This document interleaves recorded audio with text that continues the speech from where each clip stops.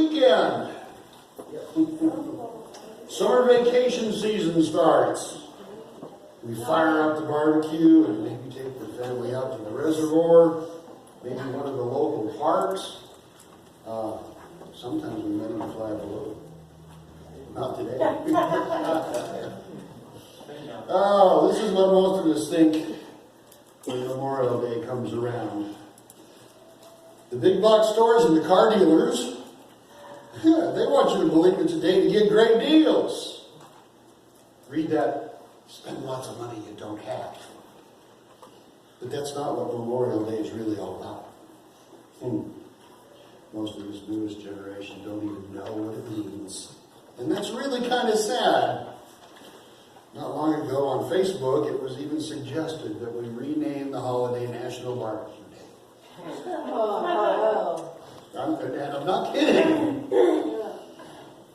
Memorial Day dates back to the Civil War, set aside as a day to remember and honor those who fell in battle on both sides. As time went by, it became a day to remember all who defended this country, no matter what the battle, and eventually a day of remembrance for everybody who had passed. Yet somewhere along the way, Americans have forgotten the sacrifices.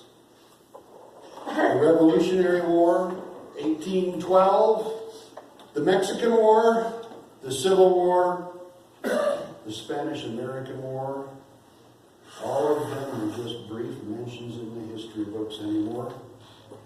Barely touched upon in the schools. Even World War I and World War II are fading into our collective memory. A few years ago, in a true story, we were working the photo counter in Walgreens, and a young lady came to pick up her pictures. And halfway in jest, I looked at her and said, "Happy Pearl Harbor Day." It was December 7th. And this young lady, she was probably 17 or 18, looked me square in the eye and said, "What's Pearl Harbor?" Wow! I couldn't believe it. Korea? Nobody remembers Korea.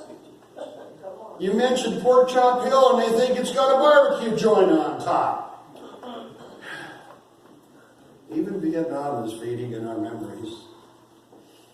9/11, Desert Shield, Desert Storm, Operation Iraqi Freedom, Operation Enduring Freedom. These are all fresher in our minds, but how long will it be before they pass out of memory and into the fog of history? Now, tomorrow, the American Legion and the VFW will be out at all the cemeteries around the country, putting up flags, decorating graves. But what about the rest of us? When was the last time we put flowers on the graves of our loved ones on Memorial Day? When was the last time any of us went to the cemetery to observe the Memorial Day ceremonies? It's a day to remember. Remember!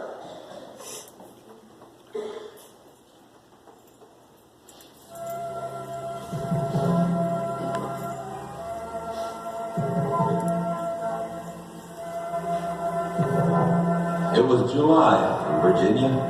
The scent of the dogwood and the laurel lay heavy on the land, while the burgeoning fruit of the peach and the apple marked the full sway of summer.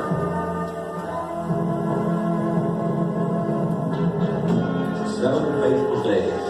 The trees, the flowers, yes, the very ground itself, had shuddered under the roar of cannon, bark of howitzers, and the crackling of a legion of rifles. Now all was silent. Sledgehammer blows of Robert E. Lee and Stonewall Jackson had mauled the Army of the Potomac, and yet that army was not destroyed. 7,000 men had fallen in that dreadful week, and the savagery of the conflict was grimly evident in the river of wounded that wound through the green hills. Now a new sound drifted in the soft evening sky. For Colonel Dan Butterfield, courageous and able soldier, was also a man of music. To honor his fallen comrades, he had composed a simple and heart-rending melody. On July 2nd, in the year of 1862, its strains floated over the graves that scarred the dark Virginia earth.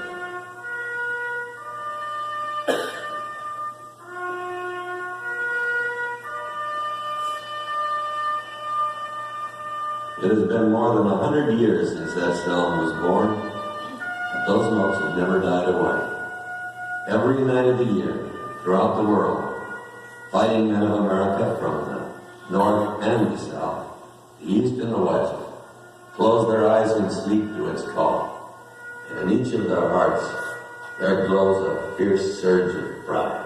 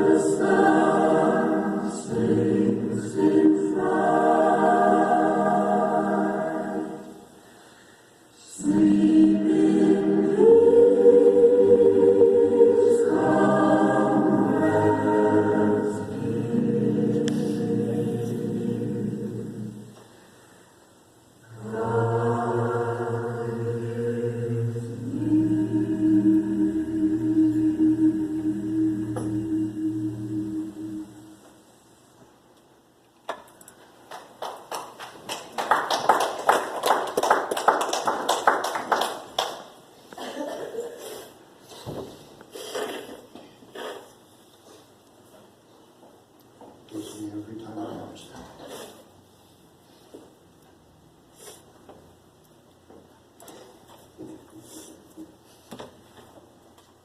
I didn't have to go up myself. I keep seeing the face of that little boy.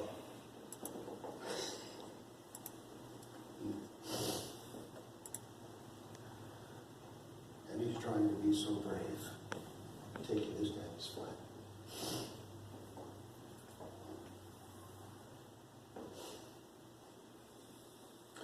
So, today we're going to remember a few who made the ultimate sacrifice. Their lives for others. They are true heroes. And that's the name of our sermon today. Heroes. We're going to remember. Our scripture for today is John 15, verses 12 through 13.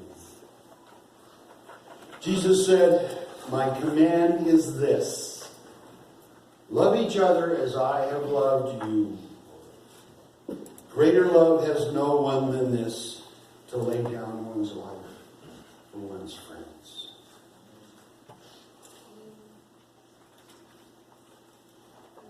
You see, at this point, with his death growing near, Jesus was telling his disciples that they were no longer just his followers. They were his friends. And as his friends, they would receive all that he had to give them. How many of you have heard of Leslie Sabo? That's not fair. Well, back in the 60s, Les was just an ordinary guy, just like you and me. This is his high school picture here. He met his true love, Rosemary, at a football game just after he graduated from high school. After a year and a half at Youngstown University in Ohio, Les dropped out because he wasn't sure what he wanted to do with his life.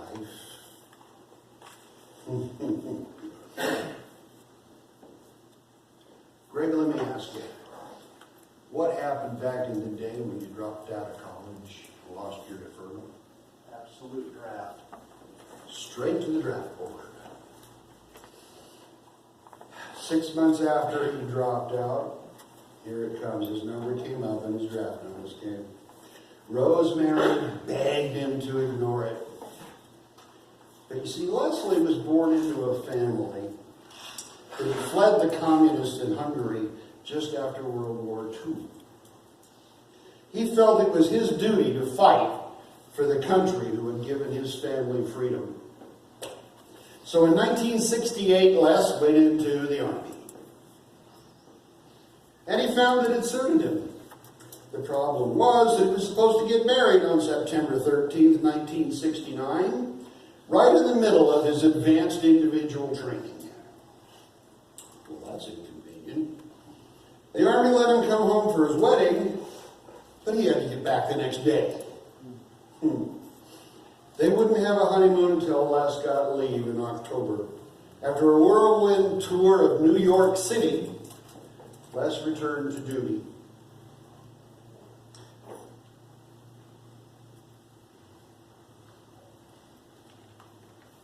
Rosemary remembers this as the happiest time in her life, but she had no idea that would be the last time she would see her new husband alive.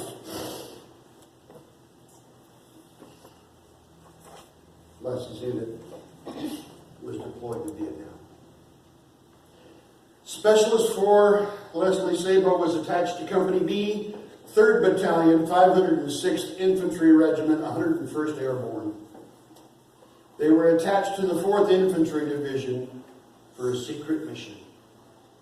Stop North Vietnamese units from using Cambodia as a staging area to attack American and South Vietnamese troops.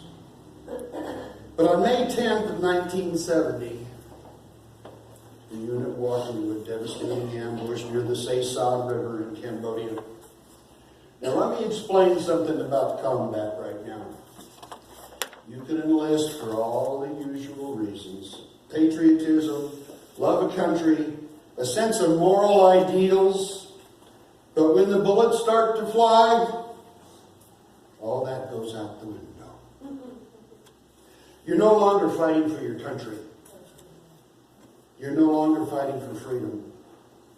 In the heat of battle, you're fighting for your friends. Walking conducting a reconnaissance patrol, 22-year-old Sabo charged an enemy position, killing several enemy soldiers, and immediately thereafter he assaulted an enemy flanking force, successfully drawing their fire away from friendly soldiers and ultimately forcing the enemy to retreat. He ran over to a wounded comrade to resupply his ammunition. While he was doing that, a grenade landed right next to him. Les picked up the grenade and threw it. And he shielded his buddy with his own body and absorbed the brunt of the blast, saved the man's life. Les was seriously wounded by the blast. But nonetheless, he retained the initiative and single-handedly charged an enemy bunker that had inflicted severe damage on that platoon. He received several serious wounds from automatic gunfire in the process, and despite being mortally injured, he crawled toward the enemy emplacement, and when he was in position, pulled that pin, popped the spoon, waited until it was almost time to go off and tossed it into the bunker. The resulting explosion silenced that enemy fire.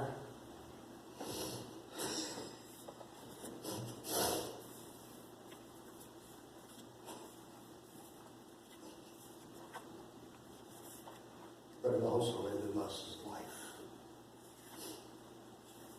For his heroic actions, he was recommended for the Congressional Medal of Honor, our country's highest decoration. Now remember what I just said, because you're going to hear those words again. You know, we all look at martyrdom, those who gave their lives for their faith in Jesus, as ancient history. Jesus said in John 15:20, "Remember what I told you? A servant is not greater than his master. If they persecuted me, they will persecute you also."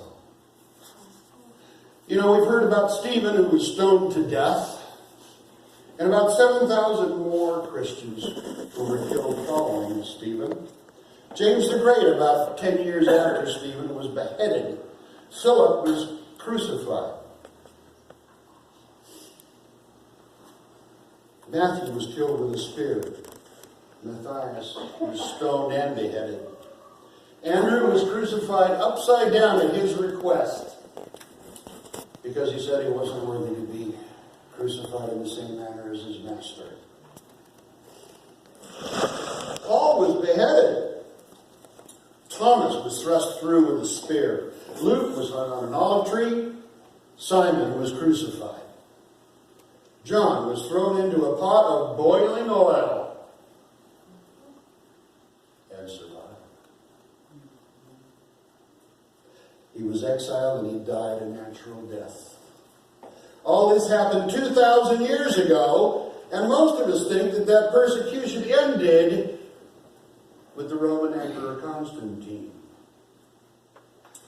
But that's not true. The persecution continues to this day, and Christians are still being martyred. We must remember. 2 years ago, my old pastor went on a missions trip to Romania, where the PCG, the organization we serve under, ordained 1,000 new pastors. Christianity is openly vibrant and alive in Romania now, but it wasn't always that way. Not so long ago, Romania was a communist country, and the Christians were horribly persecuted. A couple of years ago, I was given a copy of the book Tortured for Christ by Richard Burnbraun, founder of the Voice of the Martyrs. It's an awful book. And by awful, I don't mean that it's poorly written, because it's not. It's very well written. I mean, the things he reports are awful beyond words. Absolutely sickening to read. He himself suffered under the communist regime in Romania, and by a sheer miracle survived to tell about it. Doctors have told him since that he should have died.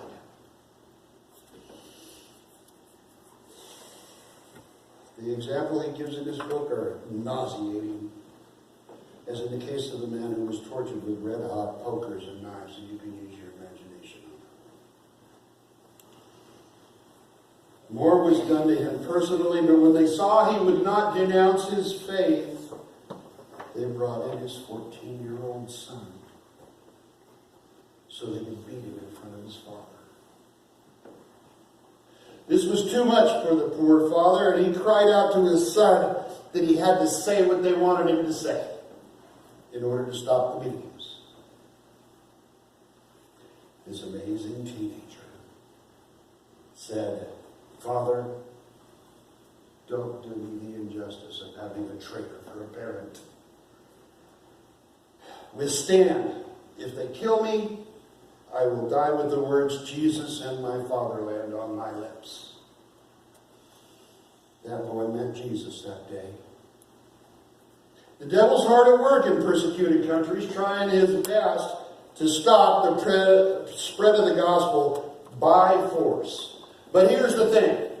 Guess what? It's not working. Wurmbrand tells of the utter joy of that underground church. They considered it joy to be persecuted.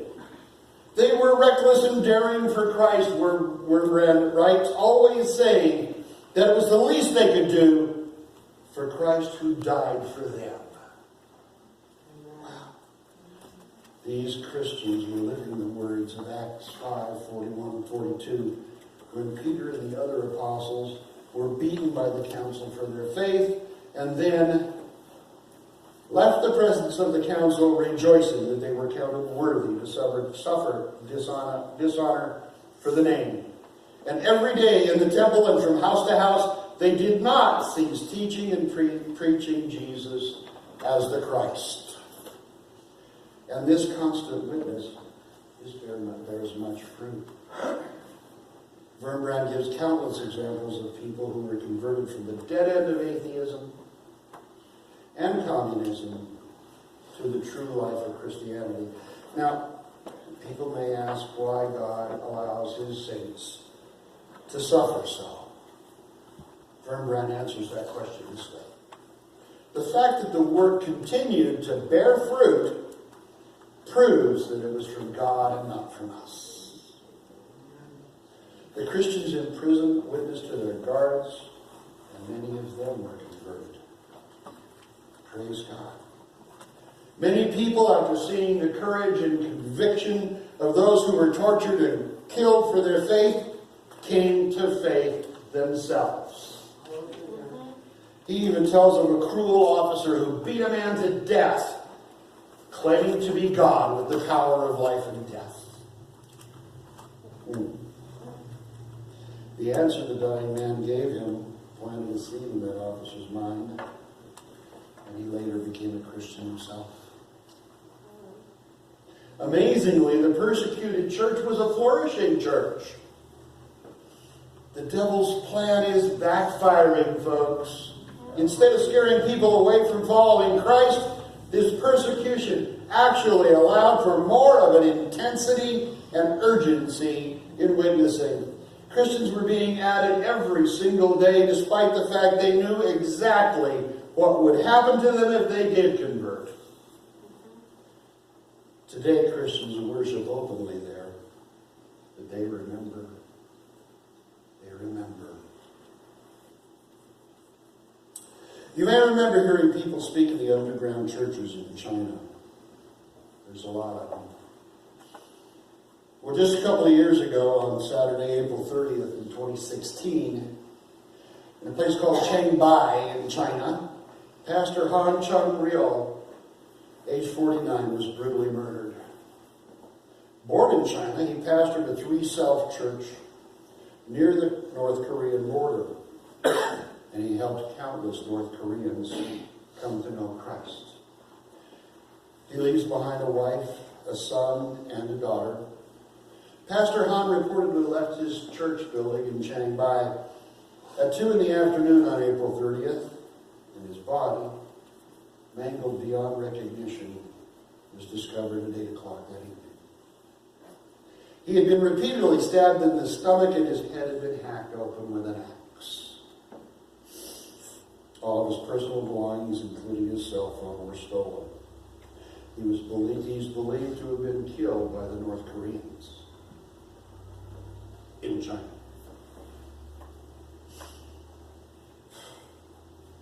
In February of that year, the North Korean government had issued an order for Pastor Han to be kidnapped and brought to North Korea for interrogation.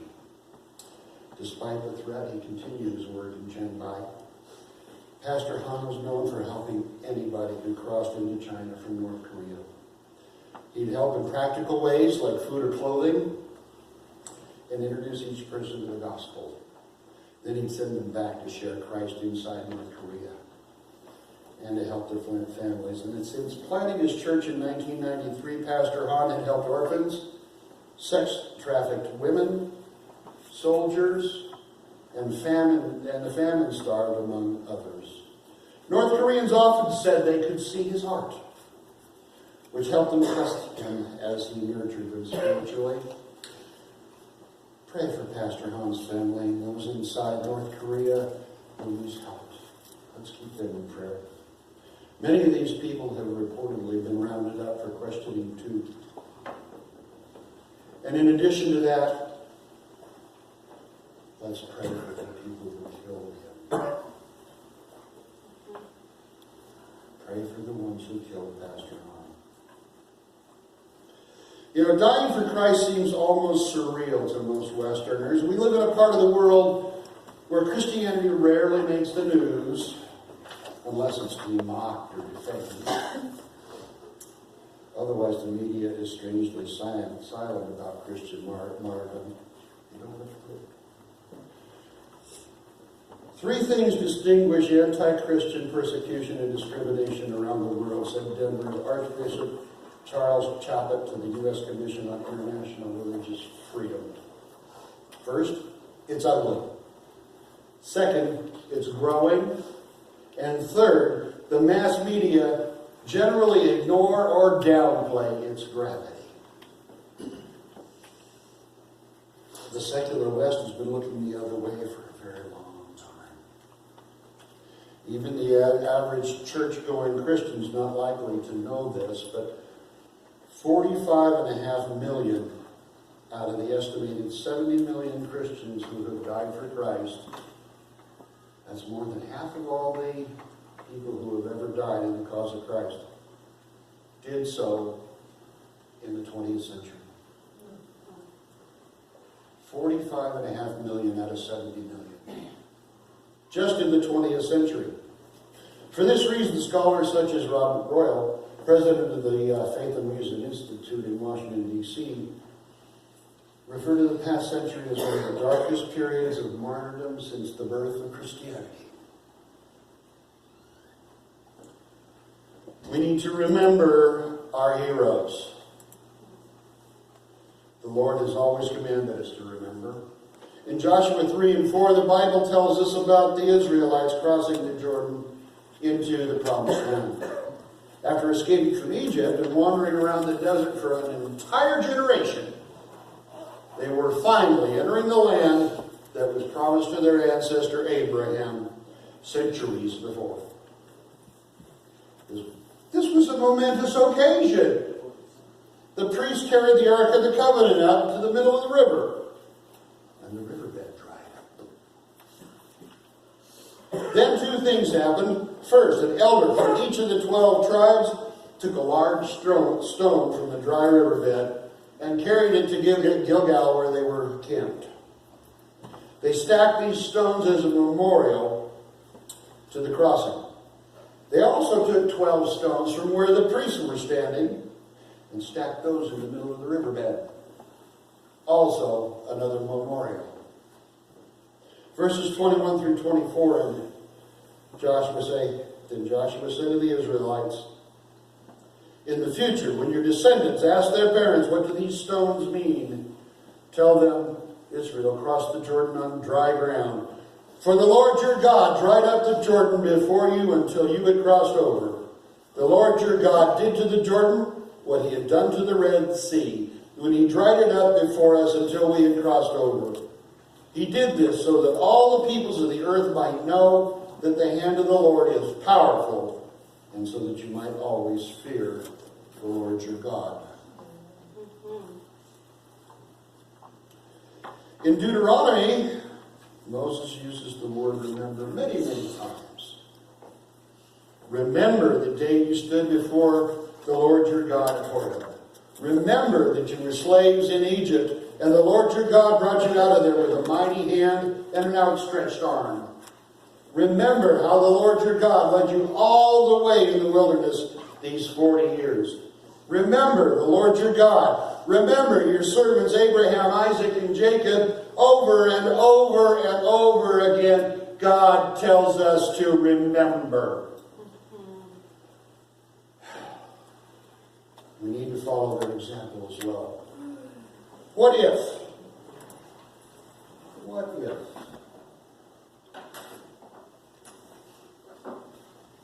What if? First of all, I want to assure you this is completely harmless. It's just an empty aerosol can. But what if? What if this was a life grenade? And somebody caught it down the aisle like that. What if?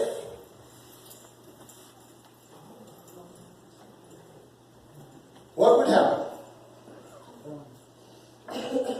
What would you do? Would you freeze? Would you run? For you parents, I know what that answer is. Don't have to explain that to me. But for the rest of you, would you shield the person next to you with your body? Now, I can see a few husbands out there thinking, got to think about this one for a minute. But seriously, I'd like to think that at least some of us here would be willing, in that moment, to sacrifice our life for that of our neighbor. Your response would be urgent and immediate. Only takes 10 seconds from the time you pop that spoon. Some of them are shorter than that, aren't they? 10 seconds if you're Scares lucky. the daylights out of me.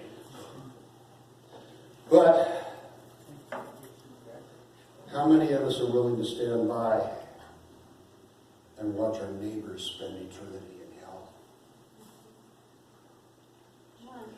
In Romania, during the communist years, the need to bring salvation to those other people around them was immediate and urgent. Immediate and urgent, despite the danger to themselves. Many were tortured and killed, yet they still sought to bring others, even their persecutors, to Jesus.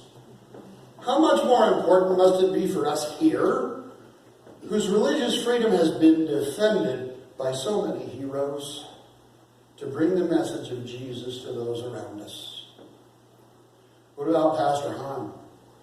Not only was he in danger from his own government, who forbids the worship of Jesus, it's against the law, but the North Koreans were after him too at the same time. He thought the need was immediate and urgent, that he reach so many, and he risked and eventually gave his life so that he could bring just one more soul to Jesus.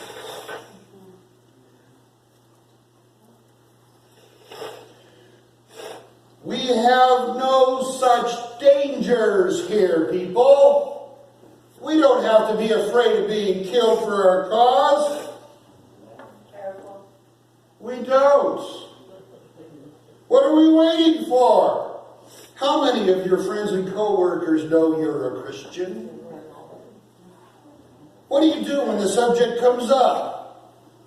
Do you avoid the subject because somebody might laugh at you? or belittle you for your primitive superstition? Or do you risk it and tell them why they need Jesus? Let me clue you to something right now, folks. These people are the ones who are going to hell. And that punishment will last for all eternity. There will be no end to it. If you'd shield the physical body of the person next to you with your own, why won't you protect their eternal soul with the same urgency? Don't leave it for somebody else. Don't put it off until the right moment. The right moment may never get here. Jesus could return at any moment. This is the moment you have to decide whether you're going to be a hero or a zero. Stephen, Andrew, Paul, Matthew, Matthias, and all those 70 million who have gone before us were willing to put their lives on the line for their friends. All you're risking is a wounded pride. What are you going to do? We have to honor their memory. I want to return to Leslie Sabo now. I told you he was recommended for the Congressional Medal of Honor. Unfortunately, when that recommendation reached the Pentagon in 1970, it got lost. Leslie Sabo was never awarded the highest of all medals. He was forgotten. Leslie Sabo, who acted so heroically in defending his friends, came home in a flag-draped aluminum box and was forgotten by his country. That was absolutely shameful. But it's not the end of the story. In 1999, a writer who was researching material for an article he was writing discovered that recommendation in the National Archives. He wrote U.S. Congresswoman Corrine Brown, who he asked to forward that recommendation. Brown lobbied the U.S. Department of Defense on Sabo's behalf to be recognized. And in 2006, Secretary of the Army Francis J. Harvey recommended that Sabo receive the Medal of Honor.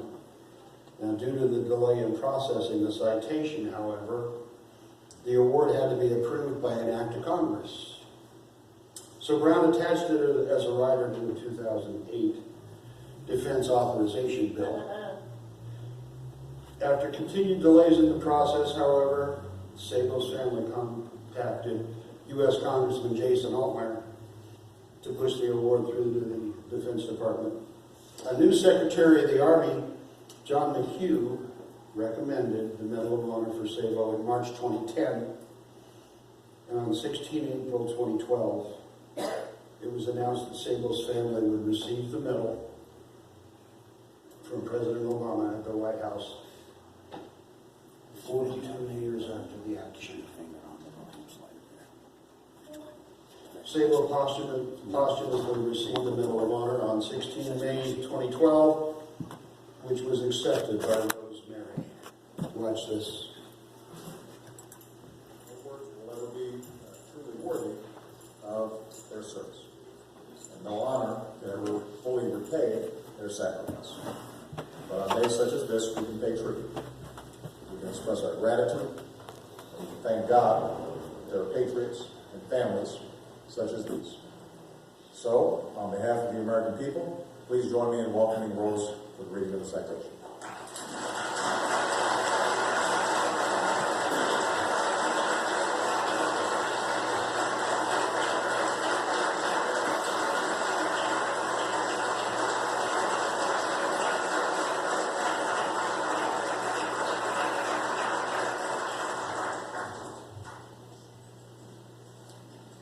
The President of the United States of America, authorized by Act of Congress, March 3, 1863, has awarded in the name of Congress the Medal of Honor to Specialist 4 Leslie H. Sabo, Jr., United States Army. For conspicuous gallantry and intrepidity at the risk of his life above and beyond the call of duty.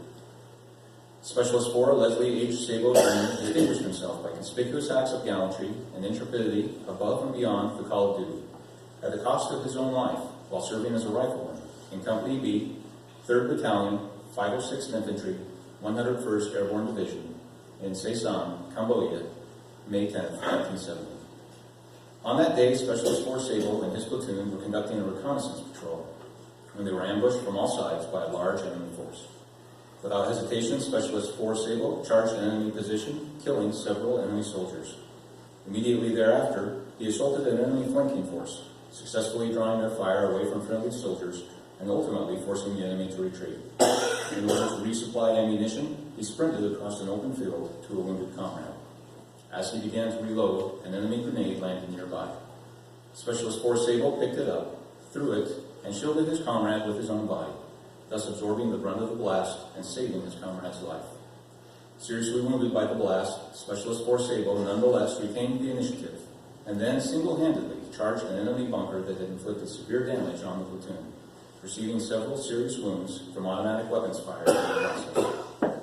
Now mortally injured, he crawled towards the enemy emplacement and, when in position, threw a grenade into the bunker. The resulting explosion silenced the enemy fire, but also ended Specialist 4 Sable's life. His indomitable courage and complete disregard for his own safety saved the lives of many of his platoon members. Specialist 4 Sable's extraordinary heroism and selflessness, above and beyond the call of duty, at the cost of his life, are in keeping with the highest traditions of military service and reflect great credit upon himself, Company B, 3rd Battalion, 506th Infantry, 101st Airborne Division, and the United States Army.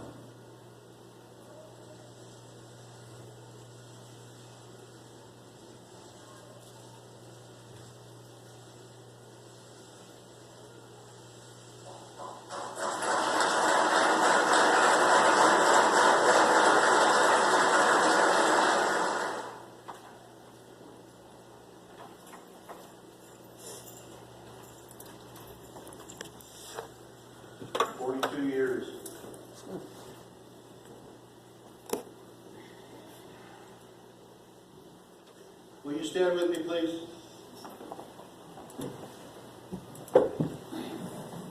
Everybody, enjoy your holiday tomorrow. Grill some burgers, maybe some ribs. Gather your family and maybe some friends and enjoy a picnic. Better still, join us here at the church at 2:30 to honor Jack and Jody as they take their wedding vows. Have fun. It's a 3-day weekend, and if you don't have anything planned, well, take a ride out the cemetery. But do me a favor. Take some time to remember those who gave their lives so that you can enjoy the freedoms you take for granted. Take some time and pray for the families whose loved ones, our heroes, are not here to enjoy the holiday with them. And remember. Pray for the families of those who have fallen, delivering the message of salvation to a fallen world. Pray for those brave men and women who are still on the field of battle, risking their lives to ensure our freedoms right here at home. And remember, pray for all those here in Prineville, in fact the entire world, who have not received and understood the message of Jesus' sacrifice and God's amazing love for them. And remember, and let's all be human.